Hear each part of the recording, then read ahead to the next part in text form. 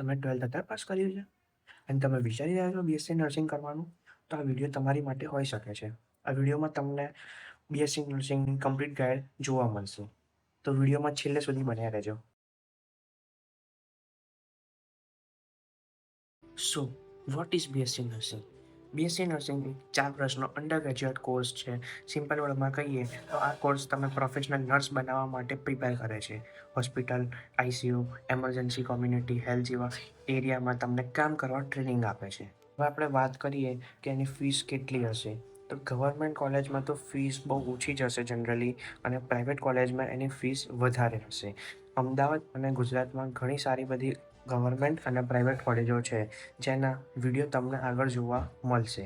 College select કરતાં પહેલાં તમે એ જોજો કે એને પ્લેસમેન્ટ, એની ફીસ, એના હોસ્ટેલ અને એની ફેસિલિટી કેવી છે. Eligibility. Who can do BSc nursing? 12th science જો તમે પીસીબી અથવા પીસીએમથી કર્યું હોય કે પછી કોમર્સ કે આર્ટ્સથી કર્યું હોય તો પણ તમને નર્સિંગમાં એડમિશન તો મળી જ જશે. જો તમે 12th સાયન્સ પીસીબી કે પીસીએમથી કર્યું હોય તો તમારે મિનિમમ 45% લાવવા પડશે. જો તમારા 45% હશે તો તમે નર્સિંગ માટે એલિજિબલ છો. અને એમાં ઇંગ્લિશ કમ્પલસરી છે. ઇંગ્લિશમાં તમે પાસ હોવા જોઈએ. વાત કરીએ મેરિટ રેન્કની, તો મેરિટ રેન્ક તો તમારી ખાલી પીસીબીના પર્સન્ટેજથી જ બનશે. ઇંગ્લિશના માર્ક્સ મેરિટમાં નહીં મુકાય. સો એ ભૂલતા નહીં કે મારા અગર ઓવરઓલ મારા આટલા છે તો મારા મેરિટ એટલામાંથી જ બનશે. હવે વાત કરીએ નર્સિંગના ઇમ્પોર્ટન્ટ સબ્જેક્ટ, તો એમાં anatomy, physiology, microbiology, nutrition, pharmacology and medical surgical nursing એ બધા ઇમ્પોર્ટન્ટ સબ્જેક્ટ છે. બીજા બધા પણ છે, એના હું તમને ડિટેલમાં વિડીયો આપીશ. સ્ટાર્ટિંગમાં સબ્જેક્ટ થોડા ડિફિકલ્ટ લાગી શકે પણ રેગ્યુલર સ્ટડીથી ઇઝી બની જશે. આફ્ટર બીએસસી નર્સિંગ તમે ક્યાં કામ કરી શકો? આફ્ટર બીએસસી નર્સિંગ તમે ડાયરેક્ટ પ્રાઇવેટ હોસ્પિટલમાં કામ કરી શકો, કે પછી ઘણી બધી ગવર્મેન્ટ એક્ઝામ હોય છે જેને તમે પાસ કરીને ગવર્મેન્ટ હોસ્પિટલમાં કામ કરી શકો છો, કે પછી હેલ્થ સેન્ટરમાં, ક્લિનિકમાં, આઈસીયુ અને એમરજન્સી ડિપાર્ટમેન્ટમાં કામ કરી શકો છો.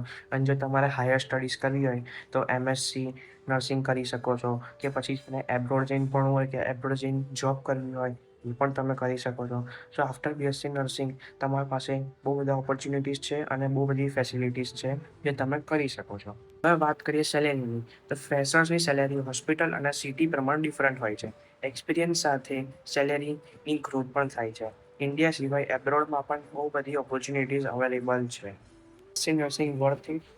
સો ઇફ માય ઓપિનિયન, જો તમે હેલ્થકેર ફિલ્ડમાં ઇન્ટરેસ્ટ હોય અને લોકોનું સેવા કરવી ગમે તો તમે બીએસસી નર્સિંગ કરી શકો છો. It is a very good career option. Video થોડો પણ હેલ્પફુલ લાગ્યો હોય તો વિડીયોને લાઇક, શેર અને સબસ્ક્રાઈબ કરો અને જોઈન યુ વિથ નર્સિંગ.